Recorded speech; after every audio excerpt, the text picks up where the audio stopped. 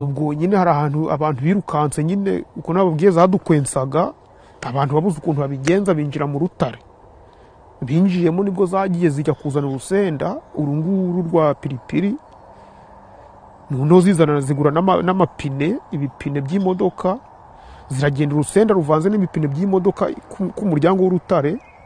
zirahungiza zishiramo umwotsi zirangije zizana sima zita zikorutiraho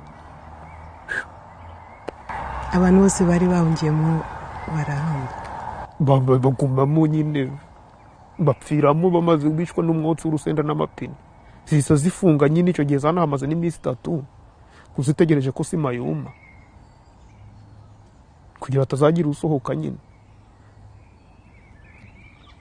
urumva za Inkotanyi amfete zakoze agasha muri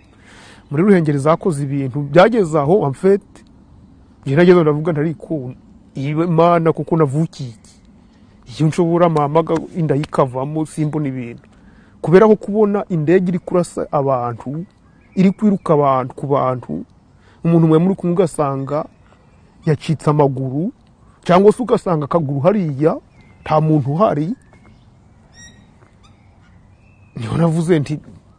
ntukagira Imana mu ibintu n'ibiki abantu bari barabaye traumatize abagabo iwacu nta bagabo babayo abagabo bari barashize uwo utarapfiriye muri nkamira nyine zamwishe muri cyo gihe iwacu abagabo bariyo ni generation yanje nibo bagabo naho ubundi ntango ziriyo nta bagabo bariyo barashize ndonko ku rugo kurundi nta muntu hatari imviro imbere yiwe